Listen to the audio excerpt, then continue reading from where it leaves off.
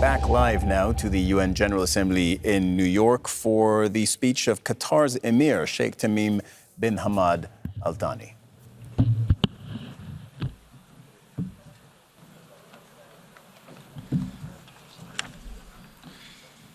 Bismillah ar-Rahman ar-Rahim. The merciful, the compassionate.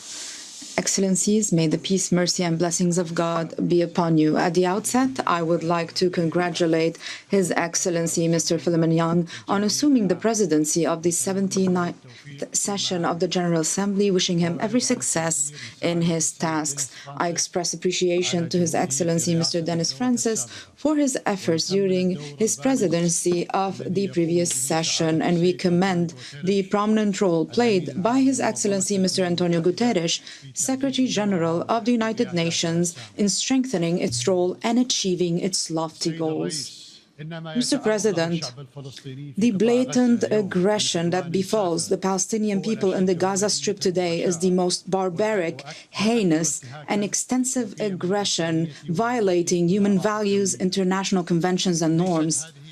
This is not a war within the international relations well-known and common concept of war, but rather it is a crime of genocide by means of the most sophisticated weapons against the people besieged in a detention camp where there is no escape from the barrage of aerial bombing. Resolutions, condemnations, and reports have been exhausted. Nothing is left except the undeterred, ongoing, and premeditated stark crime with children, women, and the elderly as their victims. We oppose violence and the targeting of innocent civilians by any party. But after a year of this war, and with all that has taken place and that continues to take place, it is no longer tenable to talk about Israel's right to defend itself in this context without being complicit in justifying the crime. It is no longer plausible for any official to claim that they do not know. The facts are well known, and reports issued by international organizations about the bombing of schools and hospitals, weaponizing access to food and medicine, in addition to the published and publicly uttered intentions of Israeli leaders. Therefore, the failure to intervene to stop the aggression is a major scandal. Ladies and gentlemen, every year I stand on this podium and I begin by talking about the Palestinian cause, the absence of justice, the perils of believing that it can be neglected, and the illusions of making peace without a just solution to the Palestinian cause. I have done so every year at a time when the Palestinian cause has become absent from the speeches of major powers' representatives in our world. There are those who are tempted by the possibility of marginalizing this issue to get rid of its burden, or seeing it vanished without resolving it. But the Palestinian cause is resistant to marginalization because it is an issue of indigenous people on their own land, a people who are subjected to a settler colonial occupation. This occupation has taken the form of an apartheid system in the 21st century. Can this be overlooked? The Palestinian cause will remain in place, except in two cases, either the end of the occupation or the disappearance of the Palestinian people. It seems there are those in Israel who entertain wishful thinking to eliminate the Palestinian people. The ongoing Israeli aggression for nearly a year is nothing but a result of the absence of a sincere political will, a deliberate international failure to resolve the Palestinian issue with a just solution, and insistence of the occupying Israeli authorities to impose a fait accompli on the Palestinians and the world with all types of force. The ongoing brutal war has fired the coup de grace at international legitimacy and inflicted serious damage on the credibility of the post-World War II concepts on which the international community was founded. As if the dire consequences of this approach, which are visible before our very eyes, are not enough to prove that ignoring a just solution is conducive to disaster. We discover, to our disbelief, that some are still trying to find innovative measures to run Gaza after the war, with or without an authority, only on the basis of security considerations. And what is meant, of course, is the security of the occupation, not the security of those languishing under the occupation. It is the same mindset that led from one disaster to another. It is the approach that wants to tailor the entire region to fit Israel, while looking for circumventions to avoid ending the occupation and work on imposing the rule of one people over another by force. Is it reasonable that even after this disaster, the major countries with the ability to influence the course of events are unable to reach a conclusion of the necessity to stop the war and pivot towards a just solution immediately instead of innovatively working on formulations to evade it? The end of the occupation and the Palestinian people exercising their right to self-determination is neither a favor nor a gift from anyone.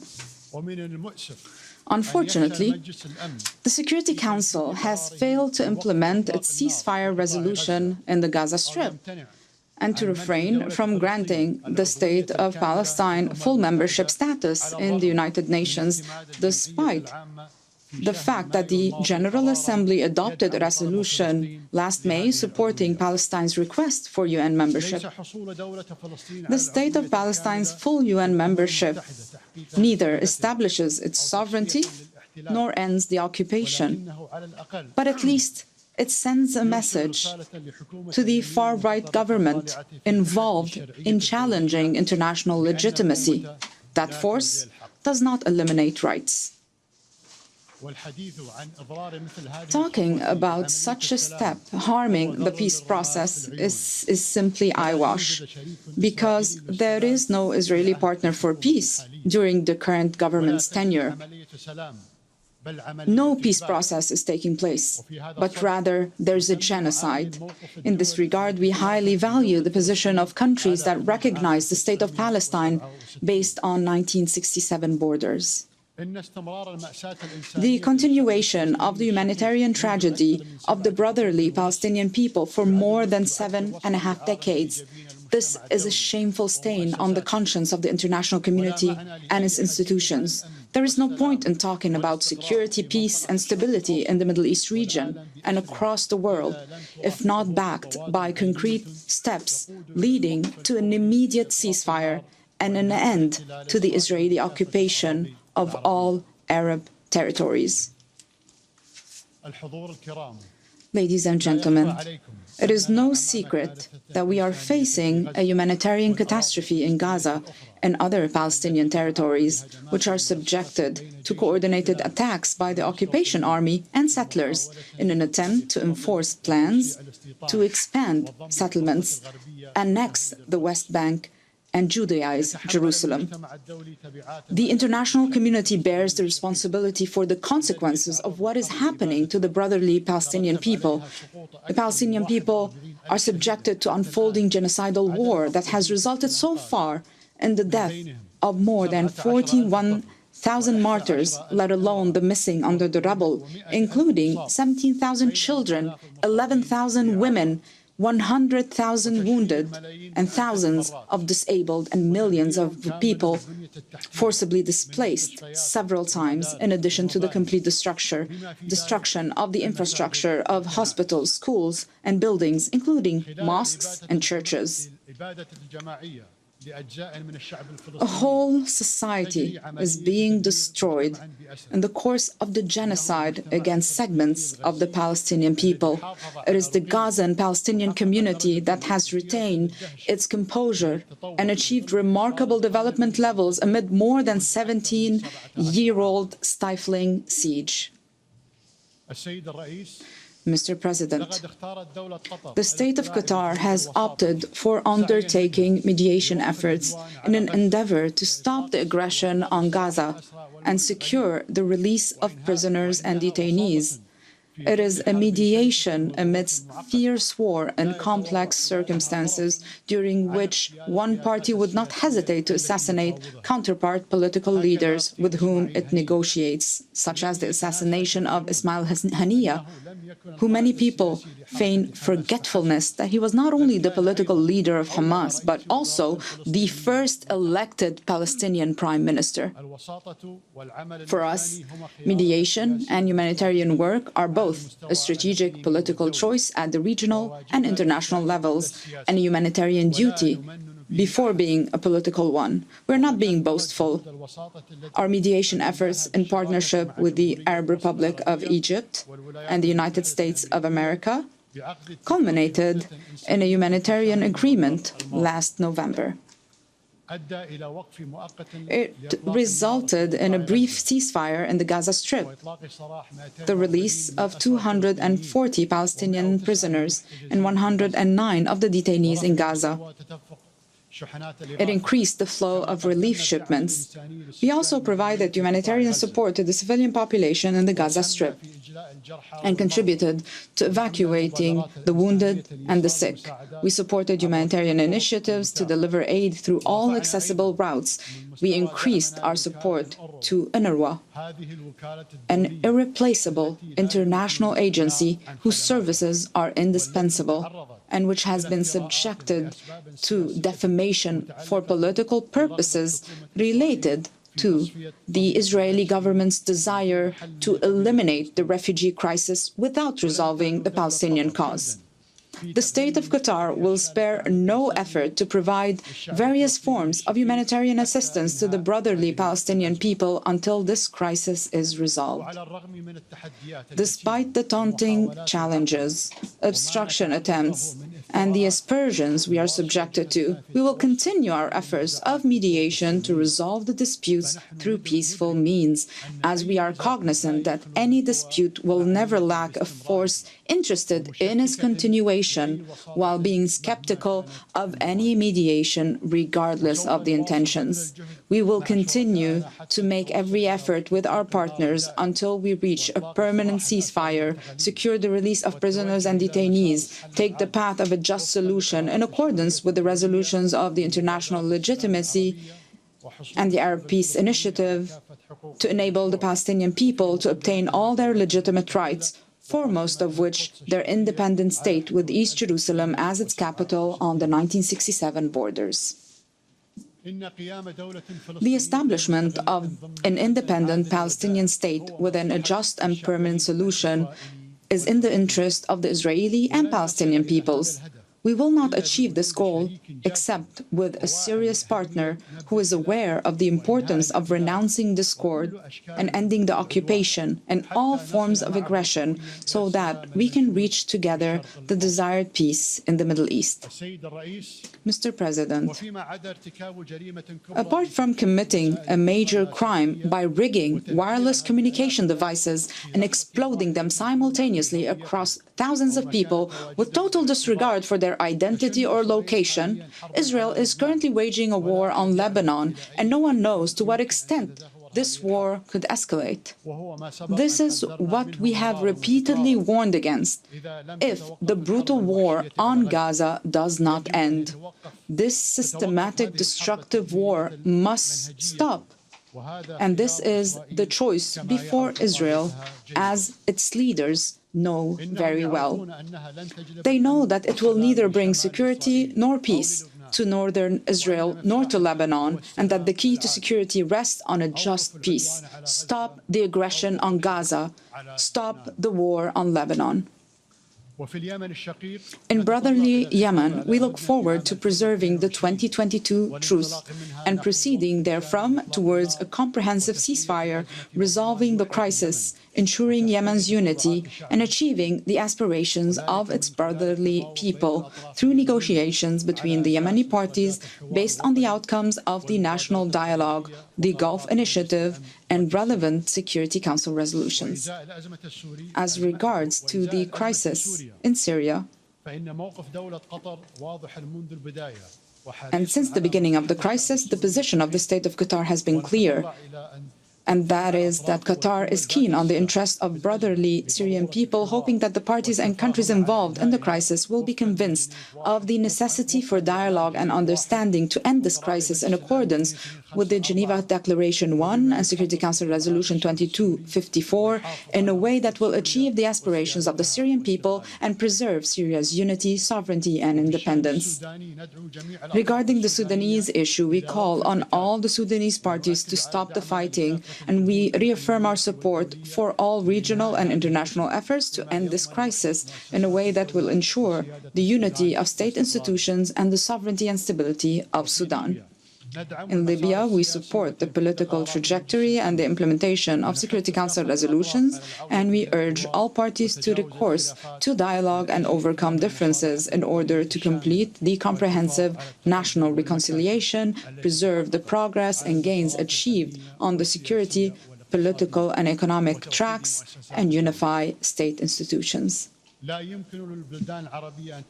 Arab countries cannot achieve security and stability without the existence of firmly established states capable of legislating and enforcing the law, developing and implementing national policies. No state can firmly be established and be stable in the presence of armed factions that are not under its control. These are self-evident and unquestionable matters. Ladies and gentlemen, the war between Russia and Ukraine has caused great human suffering and left repercussions on Europe and the world. We reiterate our call on all parties to implement the provisions of the Charter of the United Nations and the rules of international law to seek to find a peaceful solution as the only possible solution. In this context, and based on our firm belief in the principle of peaceful settlement of disputes, we have made a tangible contribution over the past year as Qatari mediation led to prisoner swap between the United States and Venezuela. And dozens of Ukrainian children were reunited with their families after being separated by the war. Finally, we affirm that the State of Qatar will spare no effort in working with its international partners and the United Nations to firmly consolidate the pillars of peace, security, sustainable development, human rights, and the rule of law at all levels, and to address global challenges in order to achieve a better future for all. Thank you, and may the peace, mercy, and blessings of God be upon you.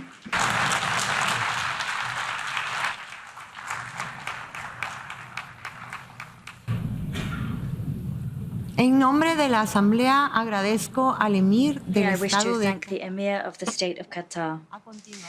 The Assembly.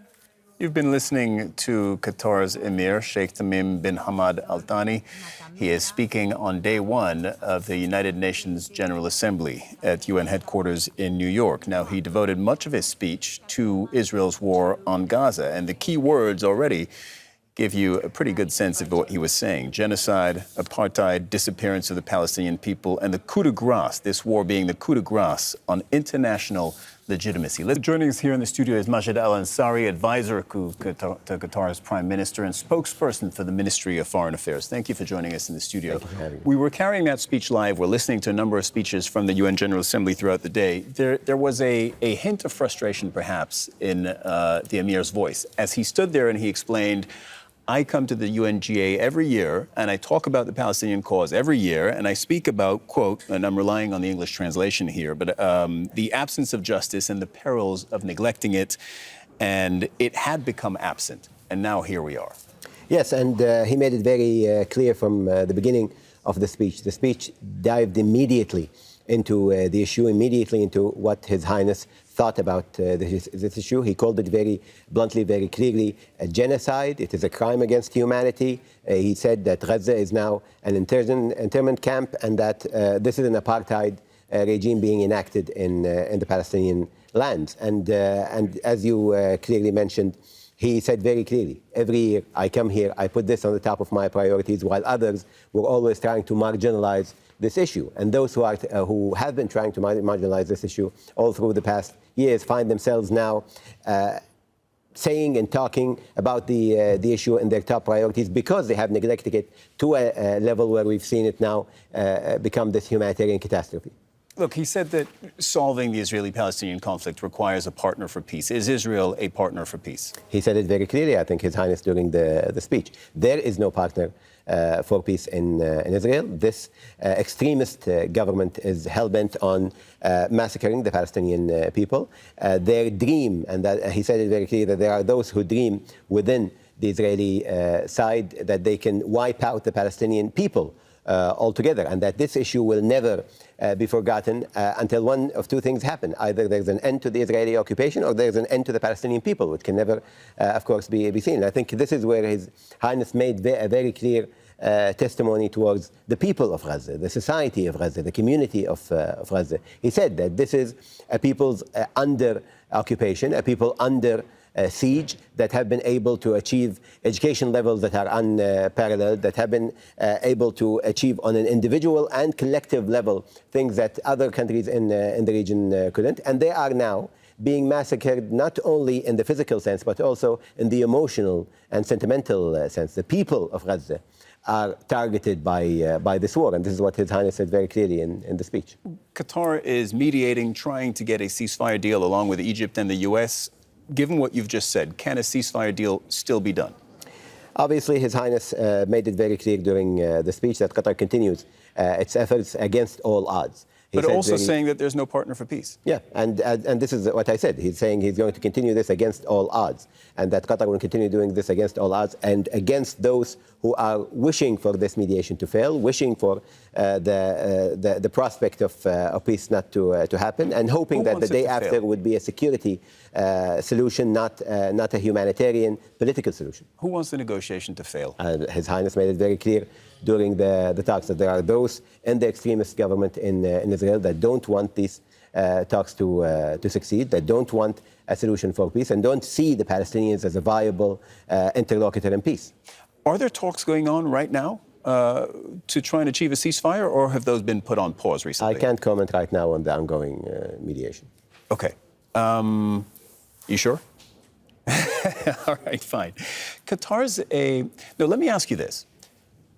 Among the mediating powers working with Qatar, there is, of course, the U.S. We know the U.S. is in the home stretch of a presidential election.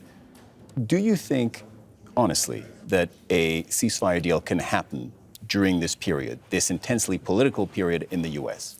Again, I'm sorry, I can't comment on the mediation right now. The priority for us is for the mediation to succeed, and part of doing that is to keep a lid on things as they are ongoing right now. Okay. An argument that I've heard many times, often from analysts here in this program, and that I want to put to you, that Israeli Prime Minister Benjamin Netanyahu has opened the Lebanon front and escalated the war against Hezbollah in Lebanon, as he has done recently, in order to hide his failures in Gaza. Your thoughts on that?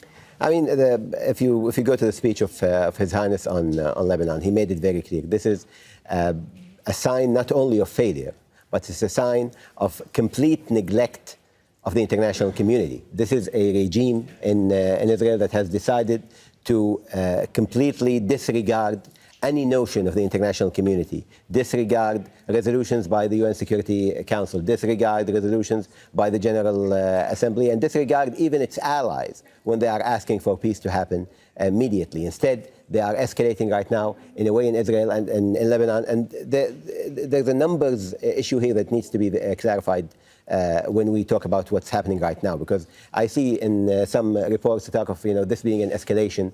If you think of what's happening right now in Lebanon in terms of numbers, you're talking about around 600 people who have already died as a result of this escalation in Lebanon. Including 50 children yesterday. Including 50 children, including around 100 women, including UNHCR people who have been killed as a result of this war. But you have to remember that in the last war, which we call the war, in South Lebanon, 1,200 people were killed in 30 days, in more than a month.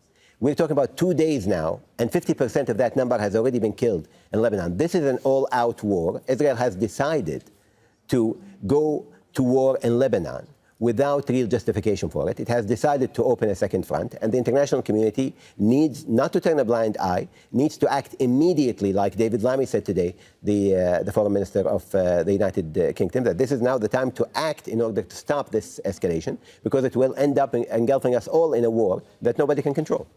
Israel says it's attacking Hezbollah because Hezbollah started firing rockets at it unprovoked starting October 8th last year. And Joe Biden actually repeated that in his speech, that Hezbollah launched these attacks against Israel unprovoked. Now, Hezbollah obviously frames it very differently, and they say they are fighting in solidarity with the Palestinians. How does Qatar look at this? Biden also said in his speech that the only solution to this would be a diplomatic political solution and not creating a new war zone in South Lebanon. I think this is where His Highness the Emir of Qatar made it very clear in the speech. There are no solutions in the battlefield. Solutions are only through mediation, through talks, and through finding political resolutions. The reason why we have war right now between Israel and Lebanon is the fact that the Israeli side decided to launch a military campaign unparalleled in its history of attacking Lebanon in a way that is targeting civilians. Were these 50 children that were killed members of Hezbollah, fighters of Hezbollah? These were innocent children that were killed. Today, Lebanese people were asked to go to schools, again, just like Gaza, to seek shelter. And we know what happens when you hide in schools and you are being bombarded by Israel. We've seen that happen countless times in Gaza. So the situation in Lebanon right now is an active war, is an aggression that needs to be stopped, and the international community needs to take a very clear measure against this that goes beyond, as His Highness said very clearly today, beyond speeches and beyond articulation and finding new words to describe these things. This is the time to act, to stop this, because we are looking down the barrel at a future in the region that will only include more war, more killing, more despair, unless we work collectively as an international community to stop this. Dr. Majed Al-Ansari, advisor to Qatar's Prime Minister and spokesperson for the Foreign Ministry. Thank you very much for joining us this hour on Al Jazeera. Make sure to subscribe to our channel to get the latest news from Al Jazeera.